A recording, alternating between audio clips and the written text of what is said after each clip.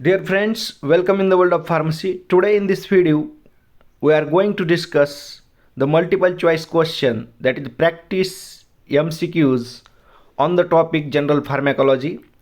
This general pharmacology is particularly important for DMER pharmacist examination. Okay, so initially we also discussed the syllabus of DMER examination. So this is divided into two sections. First section is non-technical one and second section is related to the pharmacy. Okay, so in the first section, that is logical ability, in that aptitude test, then basic arithmetic knowledge, that is basic process like addition, subtraction, multiplication, बेरीज, गुणाकार, भागाकार, basic जे math आहे ते त्याच्यामध्ये आहे. Arithmetic knowledge, mathematics, numeric, algebra, geometry, statistics. Okay, बीजगणित, भूमिती आपण ज्याला म्हणतो, basic mathematics. Then general science, विज्ञानमध्ये physics, chemistry, biology and environmental science. Okay, this syllabus is for non technical section. Okay, so now we will see the syllabus related to knowledge, or particularly syllabus subject related to your core knowledge, that technical syllabus. Okay, so most important part is general pharmacology. Okay, type of drugs, general classification of drugs, drug dosage forms, bioavailability, indications, contraindications, adverse drug reactions, role of antibiotics, clinical pharmacology, neuropharmacology, psychopharmacology, cardiovascular pharmacology, pharmacy, epidemiology, dental pharmacology. Okay, so this is syllabus particularly from general pharmacology. तर याच्यामध्ये बघा महत्त्वाचं antibiotics आहे, bioavailability, drug dosage form, general classification, indications, clinical pharmacology, neuro pharmacology, म्हणजे फार्माकोलॉजीवरती, या सब्जेक्टवरती जास्त focus त्या ठिकाणी आहे. Okay, so this syllabus I has taken from the DMER website, from that brochure. Okay, हा सिलेबस DMER वेबसाईटवरनं मी घेतलेला आहे. ओके, त्याच्यामध्ये मेनली जनरल फार्माकोलॉजी जास्त प्रमाणात दिलेलं आहे. त्यानंतर Indian pharmacopoeia, British pharmacopoeia. Okay, म्हणजे IPBPवरती कुठले क्वेश्चन येऊ शकतात, तर इंडियन फार्माकोपियाची जी हिस्ट्री आहे, किंवा त्याच्यानंतर कुठलं एडिशन लेटेस्ट आहे, कुठले एडिशन आहेत, त्याचे व्हॉल्यूम किती आहेत, असे काही क्वेश्चन त्याच्यावरती येऊ शकतात. त्यानंतर pharmacy act 1948, drug and cosmetic act 1940 and amendments. Then food and drug administration, म्हणजे आपलं FDA, ज्याला आपण काय म्हणतो, अन्न व औषध प्रशासन. FDAवरती त्याचे काही लायसन्सिंगचे कुठले रूल्स आहेत, कुठले फॉर्म्स आहेत, शेड्यूल्स आहेत, याच्यावरती क्वेश्चन येऊ शकतो. Drug storage, logistics and inventory management. डिप्लोमाला एक सब्जेक्ट आहे DSBM, drug store and business management, तर त्याच्या संबंधात पण क्वेश्चन येतात. ओके, म्हणजे तोच पॉईंट आहे हा. ड्रग स्टोरेज, लॉजिस्टिक म्हणजे supply chain management, inventory management म्हणजे ड्रग आपल्याकडे आल्यानंतर आपण कशा पद्धतीने स्टोअर करतो. ओके, कुठल्या ड्रग कुठल्या कंडिशनमध्ये स्टोअर केले जातात, किंवा कुठल्या महागड्या ड्रग आहेत, किंवा टेम्परेचर कंडिशन त्यासाठी काय आहे, त्याला आपण इन्व्हेंटरी मॅनेजमेंट, किंवा आपल्याकडे किती स्टॉक आहे याचं मॅनेजमेंट जे आहे ते इन्व्हेंटरी मॅनेजमेंटमध्ये येते. Role of pharmacist. Okay, so many of you, okay, most of the pharmacist know what is the role of hospital pharmacist. Okay, बऱ्यापैकी तुम्हाला माहिती आहे. Okay, then community pharmacy, good manufacturing practices, ज्याला आपण GMP असं म्हणतो. Disinfectants and their concentrations used in pharmaceuticals and hospitals. हॉस्पिटल्समध्ये तिथले जे फ्लोअर आहे, फरशी असेल, किंवा तिथले सरफेस आहे, ते स्वच्छ करण्यासाठी डिसइन्फेक्टंट यूज केले जातात. मग त्याचं कॉन्सन्ट्रेशन किती आहे याच्याबद्दल पण क्वेश्चन येऊ शकतो, किंवा कुठले डिसइन्फेक्टंट यूज केले जातात. Okay, then the last point is EDL म्हणजे काय, इसेन्शियल ड्रग्स लिस्ट, म्हणजे जीवनावश्यक जे औषध आहेत ते EDL आहेत, इसेन्शियल ड्रग्स लिस्ट, जीवनावश्यक औषधे. जसं की अँटी डायबेटिक ड्रग्ज आहेत, अँटी हायपरटेन्सिव्ह ड्रग्स आहेत. ह्या ड्रग्स आपण इसेन्शियल मेडिसिन्समध्ये त्या समाविष्ट केलेल्या आहेत. कारण भारत देशातील गरीबातील गरीब व्यक्ती औषध घेऊ शकला पाहिजे, ज्याला आपण काय म्हणू, अफोर्डेबल मेडिसिन. तर त्यासाठी इसेन्शियल ड्रग्स लिस्ट आहे, जी जीवनावश्यक औषधं आहेत ते कमी किमतीमध्ये भेटतात. Okay, then ECL, that is essential consumable list. Okay, So this is syllabus for technical part. Okay, so now we will see some MCQs, okay, that are important. Particularly we are going to discuss MCQs from general pharmacology. That is the most important part in DMER examination. Okay, so these MCQs are made purely for the practice purpose, and they are important. They cover some important topics related to general pharmacology.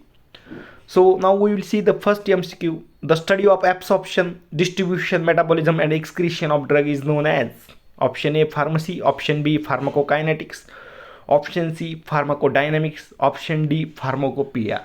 Okay, so study of ADME, absorption, distribution, metabolism and excretion, that is known as pharmacokinetics. Means what body does to drug. Okay, एखादी tablet आपण घेतली तर आपली body त्याला काय response करेल. Body त्याचं absorption करेल, त्याचं डिस्ट्रीब्युशन करेल, लिव्हर त्याचं मेटाबॉलिझम करेल, वेगवेगळे इन्झाईम्स बॉडीमध्ये प्रेझेंट आहेत ते त्या ड्रगचं मेटाबॉलिझम करतील. त्यानंतर ती ड्रग किडनीच्या माध्यमातून किंवा अदर रूट ऑफ एक्सक्रिशन आहेत, जसं की स्किनच्या माध्यमातून किंवा लंग्समधनं दुसऱ्या रूटने काय होईल, एक्सक्रीट होईल. But 90% drugs are excreted via kidney. Okay, तर किडनीमधनं काय होईल, ती ड्रग एक्सक्रीट होईल. Okay, means what body does to drug, म्हणजे बॉडीचा रिस्पॉन्स काय असेल ड्रग आल्यानंतर. बॉडी ॲब्सॉर्ब करते ड्रगला, डिस्ट्रीब्यूट करते, मेटाबॉलिझम करते आणि एक्सक्रिशन करते. त्याला आपण फार्माकोकायनेटिक्स असं म्हणतो. आणि दुसरी एक टर्म आहे pharmacodynamics. Means what drug does to body, drug बॉडीला काय करेल, फार्मॅकोलॉजिकल ॲक्शन करेल. Okay, so the study of absorption, distribution, metabolism and excretion of drug is known as pharmacokinetics. Okay, then we will see the another MCQ. The science which is concerned with the study of mechanism of action of drug, pharmacological effects, MOA, mechanism of action, pharmacological effects produced on human body is known as pharmacokinetics. Option B toxicology, option C pharmacology, option D pharmacodynamics. Means what drug does to body is known as pharmacodynamics. म्हणजे mechanism of action असेल, pharmacological effect हे आपल्याला ड्रगमुळे भेटतात. ड्रगमुळे होणारे जे परिणाम आहेत त्याला आपण काय म्हणतो, फार्माकोडायनॅमिक्स. आणि बॉडी जे परिणाम दाखवते, ॲब्सॉर्प्शन, डिस्ट्रीब्युशन, मेटाबॉलिझम, एक्सक्रिशन, बॉडीचा जो इफेक्ट ड्रगवरती आहे त्याला आपण काय म्हणतो, pharmacokinetics. So study of mechanism of action of drug and pharmacological effects produced on human body, that is known as pharmacodynamics. Okay, so these two terms are very important in general pharmacology. MCQ number 3. Drugs are excreted from the body through option A kidney, option B breast milk, saliva, sweat and bile, option C intestine, option D all of this. Drug excreted from the body, drug कुठल्या रूटने excrete होते, तर तुम्ही directly पहिला option kidney वाचून right करायचा नाही, कारण किडनीमधनं 90% ड्रग जे आहेत, किडनीमधून 90% ड्रग एक्सक्रीट होतात, 80-90% एक अंदाजे सांगतोय मी. ओके, आणि ब्रेस्ट मिल्कमधनं पण काही ड्रग जे आहेत ते एक्सक्रीट होतात, सलायवामधनं काही ड्रग एक्सक्रीट होतात, स्वीट म्हणजे घाम जो आहे त्याच्यामधनं काही एक्सक्रीट होतात, काही बाईलमधनं एक्सक्रीट होतात, काही इंटेस्टाईनमध्ये सुद्धा एक्सक्रीट होतात. ओके, तर याचं करेक्ट आन्सर जे आहे ते ऑल ऑफ दिस. हे सगळे जे आहेत काय आहेत, रूट ऑफ एक्सक्रिशन ज्याला आपण म्हणू. Okay, so drug excreted from the body through kidney, through breast milk, through saliva, through sweat, through bile, through intestine. Okay, also through lungs, through skin, लंग्समधनं स्किनमधनं पण ड्रग एक्सक्रीट होतात. So correct answer here is all of this. Number 4. Putting a drug in liquid form into a body cavity or body orifice is known as. म्हणजे एखादी liquid drug बॉडीच्या एखाद्या कॅव्हिटीमध्ये, okay, किंवा एखाद्या ओरिफिसमध्ये आपण जे इंट्रोड्यूस करतो या रूटला काय म्हणतात. Option A इन्हालेशनल. इन्हालेशनल म्हणजे लंग्स नाकातनं घेणे. ओके, म्हणजे त्याचा इथे काही संबंध नाही. Inhalational. Option B instillation, option C insertion, option D insufflation. So correct answer here is option B, that is इन्स्टिलेशन.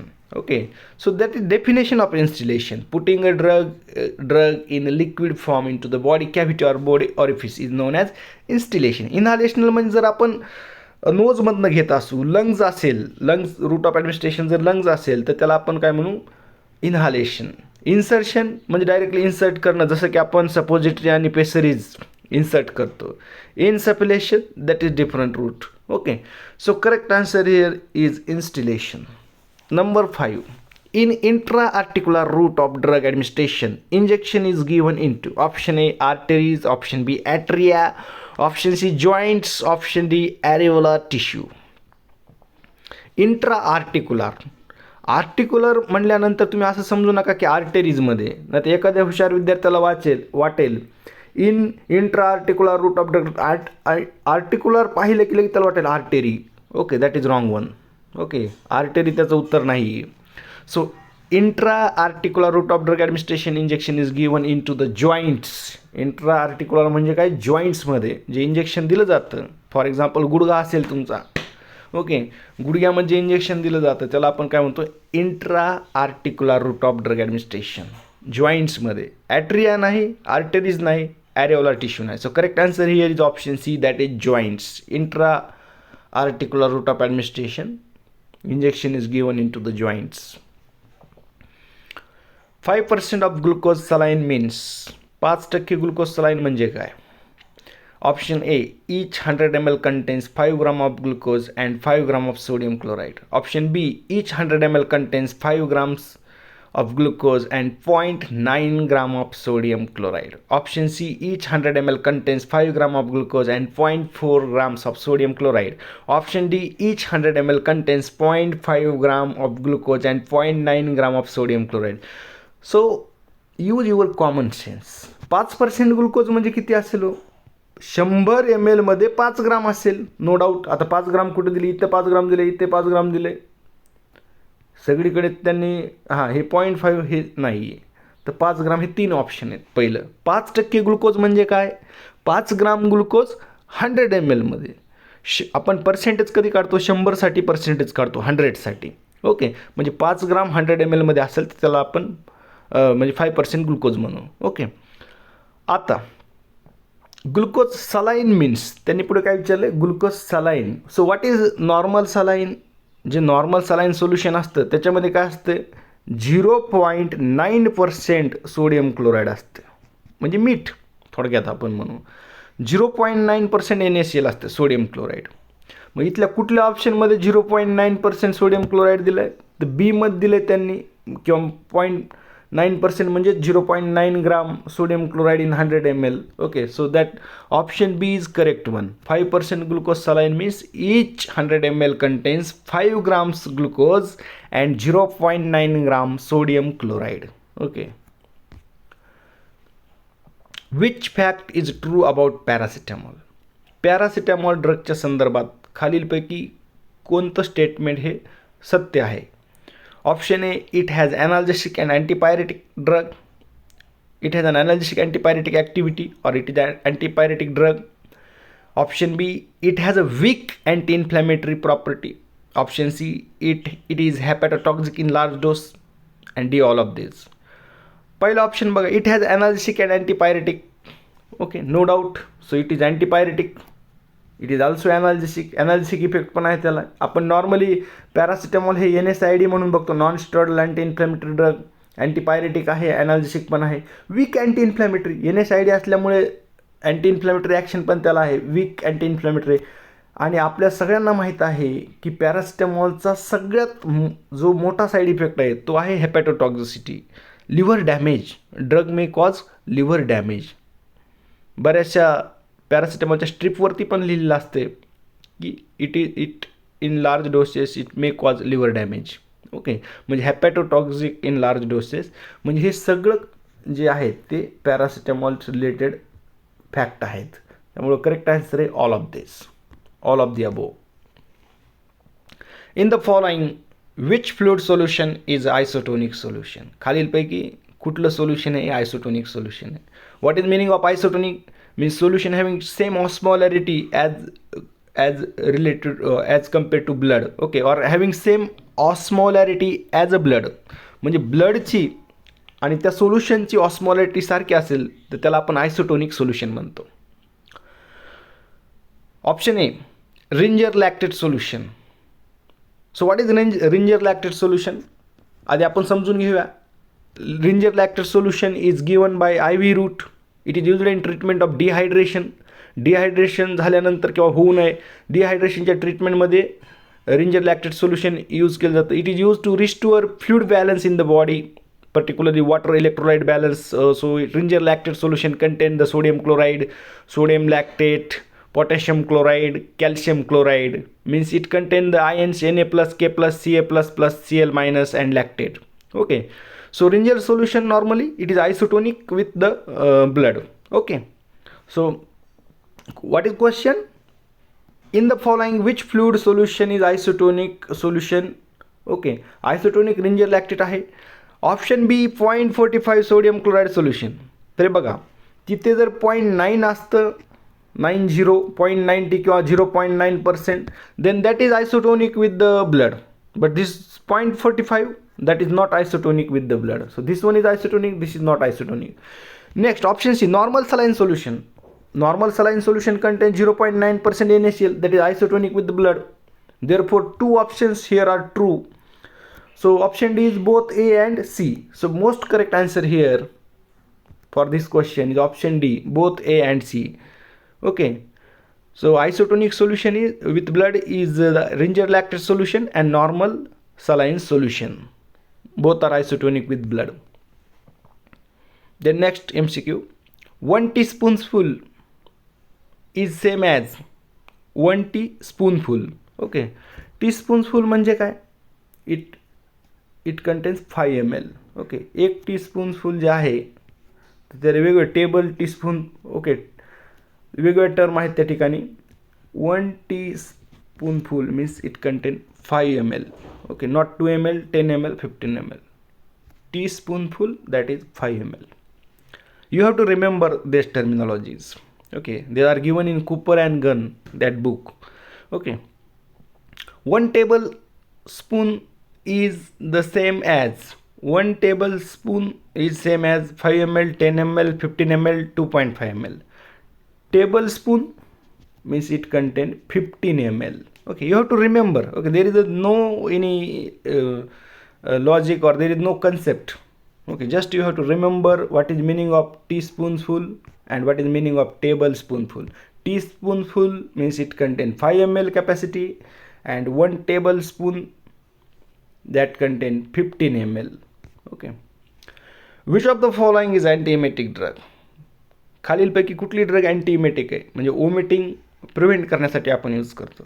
Option A metoclopramide, option B domperidone, option C ondansetron, option D all of this.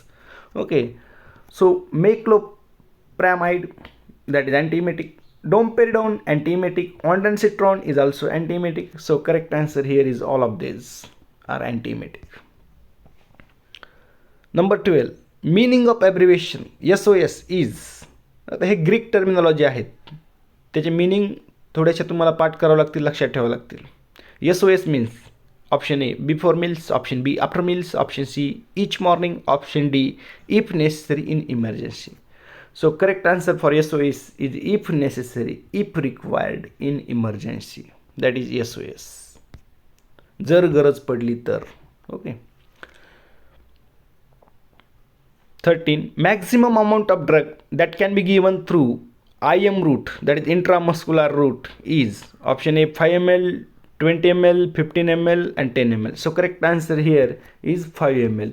Maximum आपण intramuscular रूटने किती देऊ शकतो, तर 5 ml आपण drug त्या ठिकाणी देऊ शकतो. In the following which is not a natural opium alkaloid, खालीलपैकी कुठला नॅचरल ओपियम अल्कलॉइड नाही. So what is opium? Opium alkaloids they are obtained from the opium, that is papaver somniferum. मराठीत त्याला आपण अप्फू असं म्हणतो. Okay, so morphine is obtained from the opium. तर नॅचरल ओपियम कुठले आहेत, याच्यामध्ये काय क्वेश्चन विचारला, which is not a natural opium, खालीलपैकी कुठला नॅचरल नाही. So first option A is morphine. Morphine is a natural opium. that is obtained from the papaver somniferum. Morphine naturalist. Codeine is also the natural opium. Option C, pethidine. This is not a natural one. Then noscapine. This is also natural one. Okay, हे तीन natural आहेत, morphine, codeine आणि noscapine. बस this pethidine is a synthetic one. हो, pethidine is also known as meperidine. त्याचं दुसरं नाव काय आहे? Meperidine. Pethidine is also known as meperidine. So what is use of this pethidine? So pethidine is used to relieve the pain. This is particularly, this is also used in the labor pain. Labor pain, this is a pethidine or meperidine. This is a safer one. This is newer one, therefore it is used. So it is used to treat the moderate to severe pains. It is given by intramuscular route, subcutaneous route, or intravenous route, or it is also given as a tablet. Okay, so this pethidine or meperidine, this is not a natural opium. This is synthetic one. Fentanyl is a option A, antiemetic drug. Option B, non-steroidal anti-inflammatory drug. Option C, antitubercular drug. Option D, synthetic opioid analgesic. Okay, so correct answer is synthetic opioid analgesic. So fentanyl is highly powerful. It is used as to give anesthesia. Okay, in particularly in major surgeries or where there is a much more pain involved in that particular surgical procedures. अशा surgeries की ज्याच्यामध्ये खूप सारी pain आहे. So fentanyl actually it is 50 to 100 times more powerful, more potent than morphine. मॉर्फिनपेक्षाही potent आहे. Okay, so it is used as analgesic and anaesthetics. हो, it is given along with propofol and thiopental. Okay, आपण याला ॲनास्थेसिया म्हणून use करतो भूल देण्यासाठी, पण कशासोबत? आपण प्रोपोफॉल किंवा थायपेंटल सोडियम त्याच्यासोबत यूज करतो. Okay, thiopental sodium and propofol they are used to induce the अनास्थेशिया.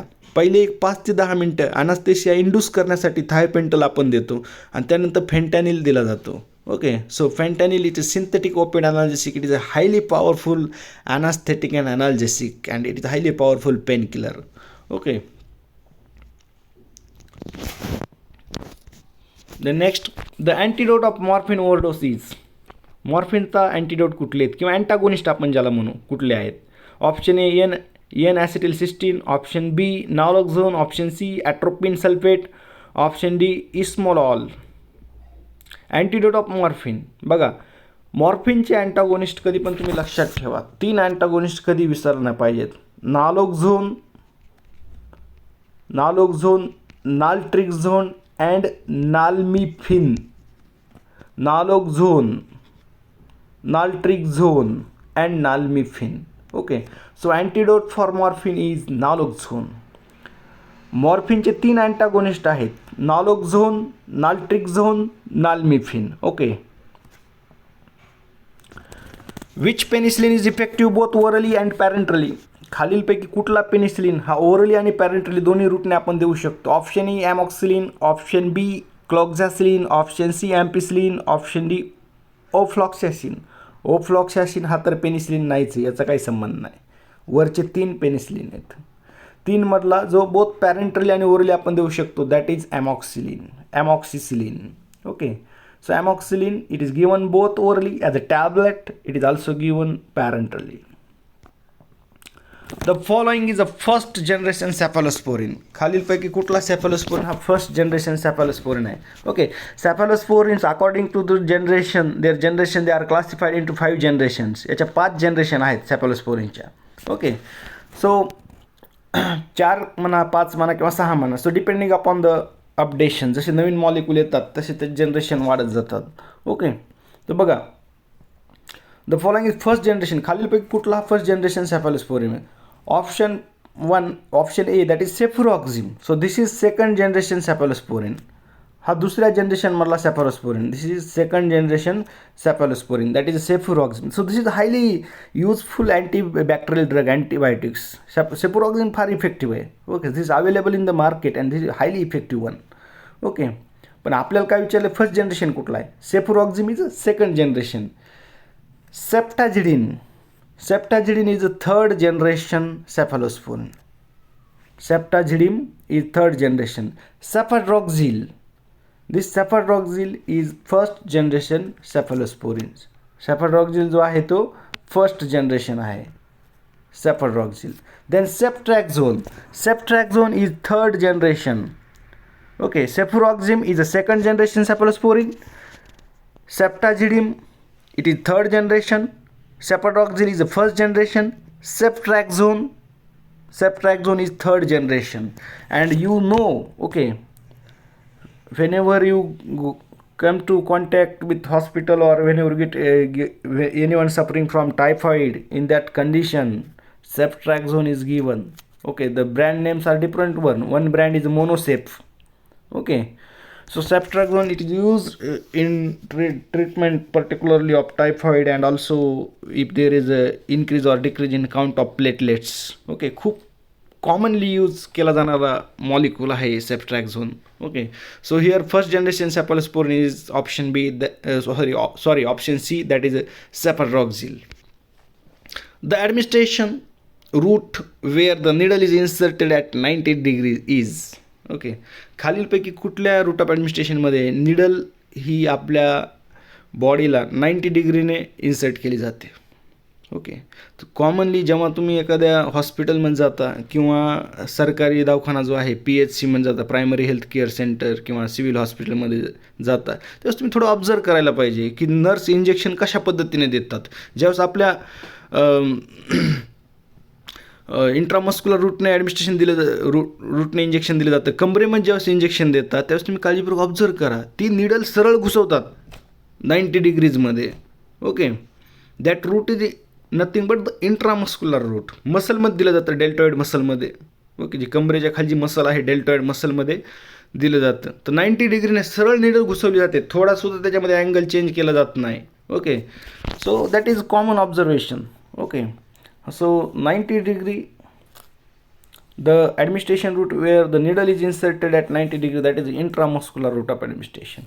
Intradermal म्हणजे त्वचेखाली आपण 90 डिग्री देऊ शकत नाही. त्वचेखाली आपल्याला एक जो अँगल आहे तो 90 पेक्षा कमी करावा लागेल, 45 डिग्रीपेक्षाही कमी करावं लागेल इंट्राडर्मलला. डर्मल म्हणजे त्वचेखाली.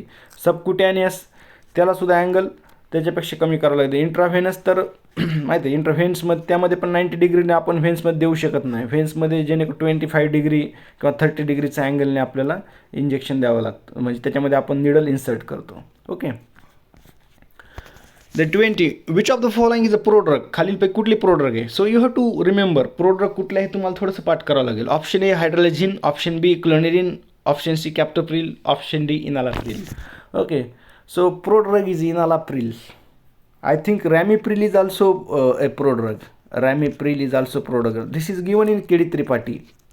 KD Tripathi मध्ये दिलेलं आहे कुठले प्रोड्रग आहे कुठले नाही. So enalapril is a prodrug. The majority of drug crosses the biological membrane primarily by. Okay, majority of drug crosses the biological membrane primarily by. जास्तीत जास्त मेडिसिन ड्रग्स हे कुठल्या मेकॅनिझमने बायोलॉजिकल मेम्ब्रेन क्रॉस करतात. Option A passive diffusion, option B facilitated diffusion, option C active transport, option D pinocytosis. So correct answer, majority of drugs cross the biological membrane by means of passive diffusion. active diffusion न करू शकत नाही active transport. मला सांगा, जर active diffusion किंवा active जर transport करायचं प्रत्येक वेळेस आपल्याला एनर्जी लागेल, ATP लागतील. एवढी एनर्जी आणायची कुठून जनरेट करायची. ओके, त्यामुळे तो बेस्ट रूट आहे ॲक्च्युली नॅचरल मेकॅनिझम आहे, that is a passive diffusion. Majority of drug जे आहे ते पॅसिव्ह डिफ्युजनने मेम्ब्रेन क्रॉस करतात. Drug administration through the following route is most likely to be subjected to the first pass metabolism. First pass metabolism कुठल्या रूटने होतो. Option A oral, option B sublingual, option C subcutaneous, option D rectal. So that is correct answer is oral route of administration. It leads to first pass metabolism. That is drugs go through the enterohepatic circulation, means drugs get metabolized through liver. Okay. The antibiotic mitomycin is used to treat the certain type of option A cancer, option B AIDS, option C polio, option D syphilis. So correct answer, this is mitomycin is anti-cancer antibiotics. It is used in treatment of certain type of cancers. The most important cardiac stimulant is option A digoxin, option B cimetidine, option C paracetamol, option D penicillin. the most important cardiac stimulant.